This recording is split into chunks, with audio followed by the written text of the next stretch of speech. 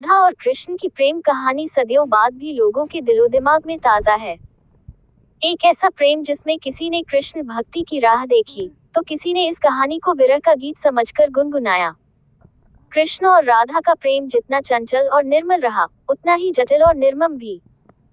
सदियों से भले ही कृष्ण के साथ राधा का नाम लिया जाता रहा है, लेकिन प्रेम की ये कहानी कभी पूरी नहीं हो पाई। आज भी ये सवाल लोगों को कचोटता है कि राधा और कृष्ण का प्रेम कभी शादी के बंधन में क्यों नहीं बंध पाया। जिस शिद्दत से कृष्ण और राधा ने एक दूसरे को चाहा, वो रिश्ता विवाह तक क्यों नहीं पहुंचा।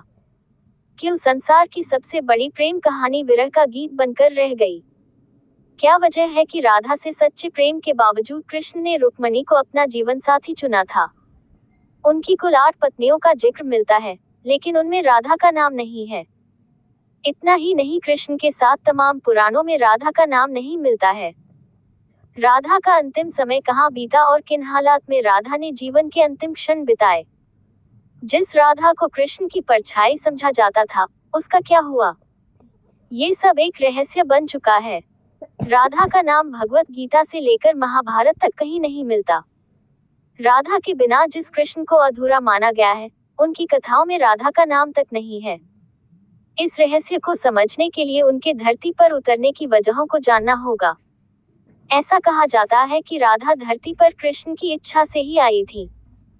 भादो के महीने में शुक्ल पक्ष की अष्टमी के अनुराधा नक्षत्र में रावल गांव के एक मंदिर में राधा ने जन्म लिया था। ये दिन राधाष्टमी के नाम से मनाया जाता है। कहते हैं कि जन्म के 11 महीनों तक राधा ने अपनी आंखें नहीं खोली थी। कुछ दिन बाद वो बरसाने चली गईं, जहां पर आज भी राधा रानी का महल मौजूद है। राधा और कृष्ण की पहली मुलाकात भांडवन में हुई थी। नंद बाबा यहाँ गाय चराते हुए कान्हा को गोद में लेकर पहुंचे थे। कृष्ण की लीलाओं ने राधा के मन में ऐसी छाप छोड़ी कि राधा का तन मन श्याम रंग में रंग गया। कृष्ण राधा की नजरों से ओझल क्या होते, वो बेचैन हो जाती। वो राधा के लिए उस प्राणवायु की तरह थे, जिसके बिना जीवन की कल्पना करना मुश्किल था। कहते हैं कि राधा को कृष्ण से विरह का श्राप किसी और से नहीं बल्कि सुदामा से मिला था। वही सुदामा जो कृष्ण के सबसे प्रिय मित्र थे।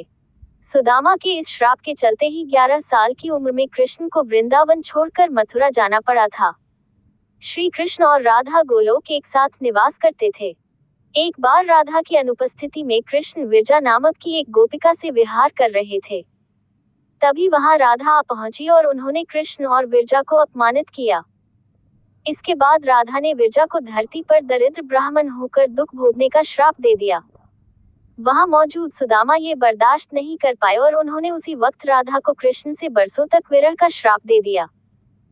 100 साल बाद जब वे लौटे तब बाल रूप में राधा कृष्ण ने यशोदा के घर में प्रवेश किया, वहां रहे और बाद में सबको मोक्ष देकर खुद भी गोलोक लौट गए। कृष्ण की होकर भी उनकी न हो पाने का मलाल राधा को हमेशा रहा। अंतिम समय में जब राधा ने खुद को अपनी अर्धांगिनी न बनाने का कारण कृष्ण से पूछा तो कृष्ण वहां से बिना कुछ कहे चल पड़े। राधा क्रोधित हो गई और चिल्लाकर ये सवाल दोबारा किया। राधा के क्रोध को देख कृष्ण मुड़े तो राधा भी हैरान रह गई। कृष्ण राधा के रूप में थे। राधा समझ गई कि वो भी कृष्ण ही हैं और कृष्ण ही राधा हैं। दोनों में कोई फर्क नहीं है। राधा कृष्ण की न होकर आज भी उनके साथ पूजनीय हैं। राधा कृष्ण के प्रेम की ये कहानी अधूरी होकर भी अमर है।